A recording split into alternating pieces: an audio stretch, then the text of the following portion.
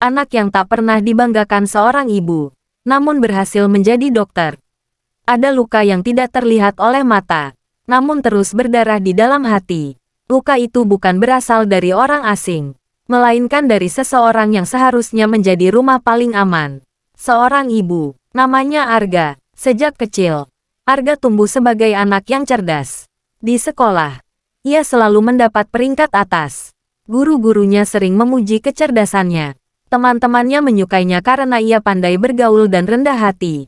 Namun semua pujian itu berhenti di depan pintu rumahnya. Di rumah, tak ada pelukan, tak ada kata bangga, tak ada perhatian. Ibunya selalu sibuk dengan luka masa lalunya. Ayah Arga pergi meninggalkan keluarga itu saat Arga masih kecil. Sejak saat itu, rumah mereka tak lagi utuh.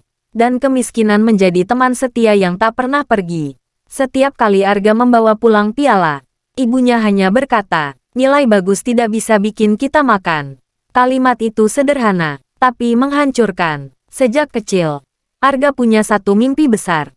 Ia ingin menjadi dokter, bukan karena ingin kaya, tapi karena ia ingin menolong orang lain yang sakit dan tak berdaya.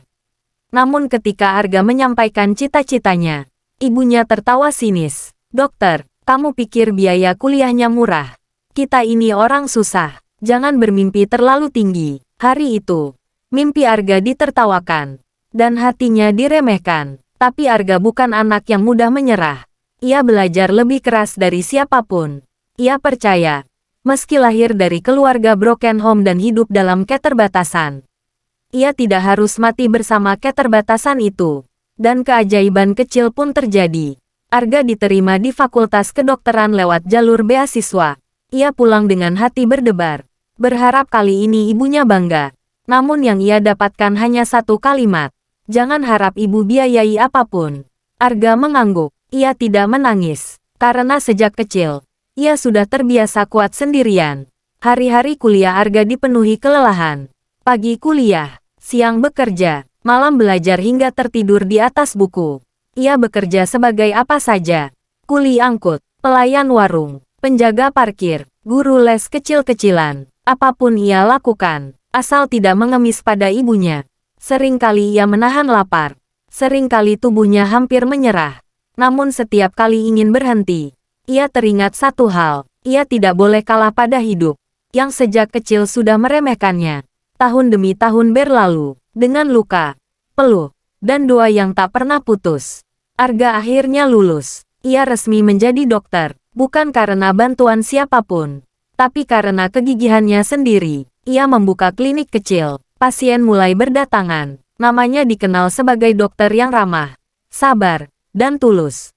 Untuk pertama kalinya, hidup Arga terasa tenang. Namun ketenangan itu tak berlangsung lama. Suatu hari, ibunya datang ke klinik. Awalnya hanya berkunjung, lalu mulai meminta uang. Setiap hari, tanpa melihat waktu, tanpa peduli Arga sedang menangani pasien. Kadang ibunya berteriak, kadang memaksa, kadang memarahinya di depan umum. Arga menahan malu, menahan luka, menahan amarah. Karena bagaimanapun, itu tetap ibunya. Hingga satu hari, ibunya kembali datang dan berteriak di ruang tunggu. "Kamu itu durhaka, sudah jadi dokter tapi pelit sama ibu sendiri." Kalimat itu seperti pisau terakhir, yang menusuk semua luka lama Arga. Ia berdiri, suaranya gemetar, matanya basah. "Aku jadi dokter bukan karena ibu. Seumur hidup aku tidak pernah dihargai. Prestasi aku tidak pernah ibu lihat. Aku bertahan hidup sendirian. Saat aku butuh dukungan, ibu justru merendahkan aku." Ruangan itu sunyi, pasien terdiam, ibunya membeku. Untuk pertama kalinya, Arga meluapkan semua luka masa kecilnya. Namun luka yang terlalu lama dipendam, tak bisa sembuh dalam satu hari. Arga memilih pergi. Ia meninggalkan kota itu, meninggalkan klinik, meninggalkan ibunya, bukan karena benci, tapi karena ia ingin menyelamatkan dirinya sendiri. Di kota baru, Arga kembali membuka klinik. Ia masih membawa luka, namun kini ia belajar satu hal penting. Jika kamu merasa cerita di channel ini menyentuh hati, jangan lupa klik tombol subscribe, agar kamu tidak melewatkan kisah-kisah bermakna lainnya.